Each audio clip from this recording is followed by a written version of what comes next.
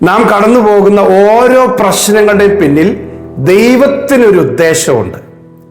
അത് ആ പ്രശ്നം പിശാചു കൊണ്ടുവരുന്നതാണെങ്കിലും അതിനകത്ത് ദൈവത്തിനൊരു പദ്ധതിയുണ്ട്. പിശാചിന്റെ എല്ലാ തന്ത്രങ്ങളും പദ്ധതികളും നമ്മുടെ മേൽ നടക്കില്ല, അടിച്ചേൽപ്പിക്കാൻ പിശാചിന് കഴിയില്ല.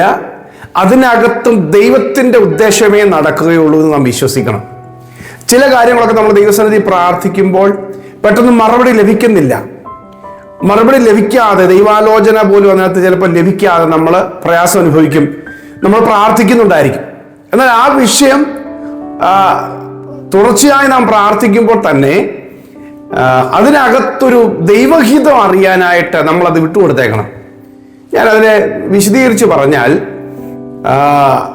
പ്രാർത്ഥനാ വിഷയങ്ങൾ ദൈവത്തോട് പറയുമ്പോൾ തന്നെ മറുപടി കിട്ടിയില്ല എന്നുള്ളത് കൊണ്ട് നമ്മുടെ പ്രാർത്ഥന നിർത്തരുത്. പ്രാർത്ഥന നിർത്തരുതെന്ന് പറഞ്ഞാൽ ആ വിഷയത്തെക്കുറിച്ചുള്ള പ്രാർത്ഥനയിൽ ദൈവത്തിന് ചിലപ്പം ചില പദ്ധതികൾ കാണും. അപ്പൊ അത് ഓവറായിട്ട് ഹോൾഡ് ചെയ്യാതെ ആ വിഷയം ദൈവത്തിനായി വിട്ടുകൊടുക്കുക. കർത്താവേ, അതിനകത്ത് നിന്റെ ഹിതം വെളിപ്പെടണം എന്ന് പറഞ്ഞ് അടുത്ത ദൈവിക ലക്ഷ്യത്തിന് വേണ്ടി പ്രാർത്ഥിക്കണം. ഹല്ലേലൂയ. ഞാൻ പറഞ്ഞത് പിടികിട്ടെന്ന് വിശ്വസിക്കുന്നു. ചില കാര്യങ്ങളെ നമ്മൾ ഓവറായിട്ട് പിടിച്ചു വെച്ചുകൊണ്ടിരിക്കും. അതിനകത്ത് ചില ദൈവോദ്ദേശം കാണും. അതിനുവേണ്ടി നമ്മൾ വിട്ടുകൊടുക്കുക വേണ്ടത്.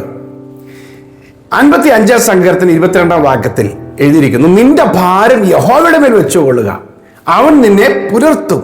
നീതിമാൻ കുലുങ്ങിപ്പോകുവാൻ അവൻ ഒരു നാളും സമ്മതിക്കുകയില്ല. അപ്പൊ നിന്റെ ഭാരം ദൈവത്തിന്റെ മേൽ വെച്ചുകൊള്ളുക എന്ന് പറഞ്ഞാൽ അർത്ഥം എല്ലാ ഭാരങ്ങളും നമ്മൾ ദൈവത്തോട് വെക്കുന്ന പ്രാർത്ഥനയുണ്ട്. അതല്ല, നമ്മൾ ഒത്തിരി പ്രാർത്ഥിച്ചിട്ടും അതിന് മറുപടി വരുന്നില്ല, വീണ്ടും വീണ്ടും വീണ്ടും ഭാരം വരിക. അങ്ങനെയുള്ള ഭാരം എന്ന് പറയുന്നത് ദൈവത്തിന്റെ പദ്ധതിക്ക് വേണ്ടി നമ്മൾ വിട്ടുകൊടുക്കുക. അടുത്തത് അതേ വിഷയം തന്നെ വീണ്ടും പറയുകയല്ല, അടുത്ത ദൈവിക പദ്ധതിക്ക് വേണ്ടിയും ദൈവിക ലക്ഷ്യത്തിന് വേണ്ടിയും പ്രാർത്ഥിക്കുക. ഈ ലൂക്കോസിന്റെ സുവിശേഷം 18 അധ്യായത്തില് മടുത്തു പോകാതെ എപ്പോഴും പ്രാർത്ഥിക്കണം എന്നുള്ളതിനെ കുറിച്ച് കർത്താവ് പറയുന്നത്. മടുത്തു പോകാതെ പ്രാർത്ഥിപ്പി. ഈ മടുത്തു പോകാതെ പ്രാർത്ഥിപ്പെന്ന് പറഞ്ഞാൽ ചിലർ ധരിച്ചു വെച്ചിരിക്കുന്നത് നമ്മുടെ ആരുടെ ഒരു വിഷയം, ഒരു കുഞ്ഞുങ്ങളുടെ വിഷയമോ വീട്ടിലെ വിഷയമോ രോഗങ്ങളുടെ വിഷയമൊക്കെ നമ്മൾ പ്രാർത്ഥിച്ചുകൊണ്ടേയിരിക്കുകയാണ്. അത് മടുക്കാതെ പ്രാർത്ഥിക്കുക എന്നല്ല അർത്ഥം. ആ വിഷയം തന്നെ റിപ്പീറ്റ് ചെയ്ത് മടുത്തു പോകാതെ പ്രാർത്ഥിക്കുക എന്നല്ല അതിൻ്റെ ഉദ്ദേശം. അതിൻ്റെ ഉദ്ദേശം നമ്മളൊരു പ്രാർത്ഥനാ വിഷയം ദൈവസന്നിധിയിൽ അവതരിപ്പിച്ച്, അല്ലെങ്കിൽ നമ്മുടെ ഭാരമാ ദൈവത്തോട് പറഞ്ഞു, മറുപടി കിട്ടിയില്ലെങ്കിൽ അതിനെ തന്നെ കിട്ടുന്നവരെയും നമ്മൾ പറഞ്ഞുകൊണ്ടിരിക്കുക എന്നല്ല. ദൈവത്തോട് സംസാരിക്കാനോ പ്രാർത്ഥിക്കാനോ മടി കാണിക്കണ്ട. ആ വിഷയത്തിന് മറുപടി ഉണ്ടായില്ലെന്ന് പറഞ്ഞുകൊണ്ട് പ്രാർത്ഥിക്കാതിരിക്കരുത്, മടുപ്പ് വരരുത്. ചില വിഷയങ്ങൾക്ക് മറുപടി വരാതെ വരുമ്പോൾ അവർ പ്രാർത്ഥനയിൽ മടുത്തു പോവുകയാണ്. അവർ പിന്നെ ഒന്നും പ്രാർത്ഥിക്കുന്നില്ല, അവർ ദൈവത്തോട് സംസാരിക്കുന്നില്ല. മനസ്സിലായോ? നമ്മുടെ പ്രാർത്ഥനാ വിഷയം, ഏതെങ്കിലും ഒരു വിഷയം പറഞ്ഞിട്ട് കുറെ ദിവസം ദൈവത്തിന്റെ ആലോചന ഏറ്റെടുത്തൊക്കെ പറഞ്ഞിട്ട് പിന്നെ മറുപടി വരുന്നില്ലെങ്കിൽ ആ വിഷയം തന്നെ വീണ്ടും ഹോൾഡ് ചെയ്യണം എന്നല്ല പറഞ്ഞത്. മടുക്കരുത്. ദൈവം പ്രവർത്തിച്ചില്ലല്ലോ, ദൈവം മറുപടി തന്നില്ലല്ലോ, ഇനി പ്രാർത്ഥിക്കുന്നില്ല, ഇനി ഒന്നും പറയുന്നില്ല, ദൈവത്തോട് പറഞ്ഞിട്ട് തന്നെ കാര്യം എന്നുള്ളതല്ല. മടുക്കരുത്.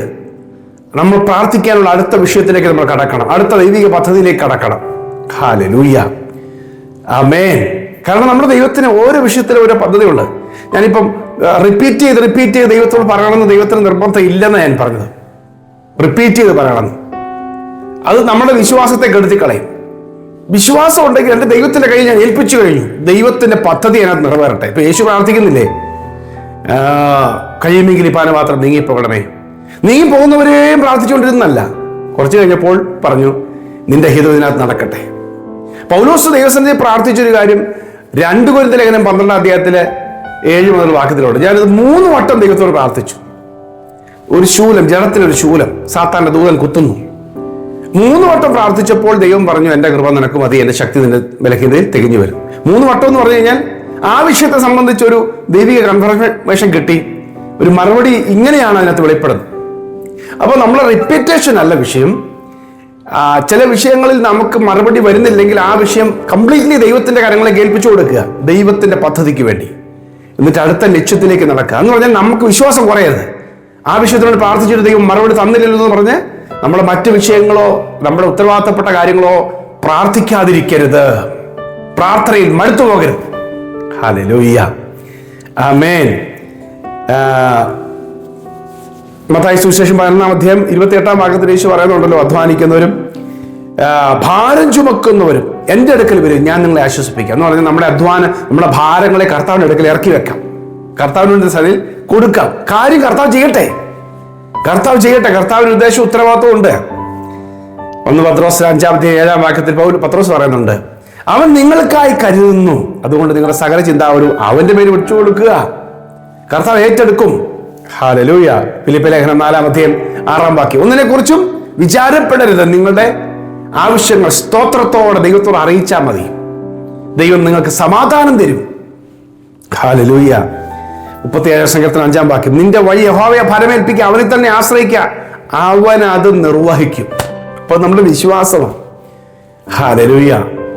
യഹോവയെ ഭരമേൽപ്പിക്കുക.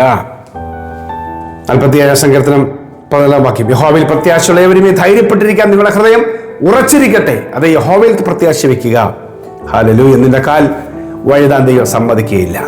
അതെ, നിന്റെ ഭാരം യഹോവയുടെ മേൽ വെച്ചുകൊള്ളുക, അവൻ നിന്നെ പുലർത്തും, കുലുങ്ങിപ്പോകാൻ സമ്മതിക്കുകയില്ല. ഹല്ലേലൂയ. മടുത്തു പോകരുത്. കർത്താവിന്റെ സന്നിധി സംസാരിക്കുക, കർത്താവിനോട് പ്രാർത്ഥിക്കുക, കർത്താവ് വൻ കാര്യങ്ങളെ ചെയ്യും. മറുപടി കാണാത്ത വിഷയങ്ങളെ നിരാശപ്പെടേണ്ട, അതിനകത്തൊരു ദൈവോദ്ദേശം ഉണ്ടെന്ന് മനസ്സിലാക്കി പൂർണ്ണമായ ദൈവപ്രവൃത്തിക്ക് വേണ്ടി വിട്ടുകൊടുക്കുക. വലിയ ദൈവമഹത്വം സമയത്ത് ദൈവം വെളിപ്പെടുത്തും. പ്രിയ കർത്താവേ, ഇന്ന് ഈ സന്ദേശങ്ങൾക്ക് തന്നെ പ്രിയപ്പെട്ട ഒരുപാട് പ്രാർത്ഥനാ വിഷയങ്ങൾ ദൈവസന്നിധി ഇറക്കി വെച്ചിട്ട് മറുപടി ലഭിക്കാതിരിക്കുന്നു. എന്നാൽ ഞങ്ങൾ അറിയുന്നു, ഞങ്ങൾ പറയുന്ന എല്ലാ കാര്യങ്ങളും നടത്തുന്നവനേക്കാൾ ഉപരി ഞങ്ങളെക്കാൾ നന്നായി അറിയുന്നവന് ഞങ്ങൾക്ക് വേണ്ടി നന്മ കരുതി വെച്ച ദൈവം സമയമാകുമ്പോൾ ശ്രേഷ്ഠമായത് കർത്താവെ വെളിപ്പെടും. അതുവരെ ഞങ്ങളുടെ പല ഇഷ്ടങ്ങളെ ദൈവം ബ്ലോക്ക് ചെയ്ത് വെക്കും. കർത്താവെ, അത് ഓർത്ത സ്തോത്രം. നന്മയ്ക്കായിട്ട് എല്ലാം ചെയ്യും കർത്താവെ. അവിടുന്ന് ദോഷമായിട്ട് ഒന്നും ചെയ്യുകയില്ല. ഞങ്ങളുടെ ഭാരങ്ങളെല്ലാം അങ്ങയുടെ സന്നിധിയിലേക്ക് സമർപ്പിക്കുന്നു. ഈ വചനം കേൾക്കുന്നവരുടെ ജീവിതത്തിലെ ഭാരങ്ങളെല്ലാം കർത്താവ് എടുത്തു മാറ്റി കർത്താവെ, വലിയ പ്രത്യാശയോടും ധൈര്യത്തോടും കൂടെ നിന്റെ സന്നിധിയിൽ വീണ്ടും പ്രാർത്ഥിപ്പാൻ, വിശ്വാസത്തോടും ഉറപ്പോടും കൂടെ പ്രാർത്ഥിപ്പാൻ കർത്താവ് കൃപ നൽകണമേ. അവിടുന്ന് അത്ഭുതങ്ങളെ ചെയ്യണമേ, ധൈര്യം നൽകണമേ. മടുത്തു പോകാതെ ദൈവസന്നിധി തന്നെ കാത്തിരിപ്പാനും ദൈവത്തോട് വലിയൊരു സ്നേഹബന്ധത്തിൽ നിൽപ്പാനും ഞങ്ങളെ സഹായിക്കണം.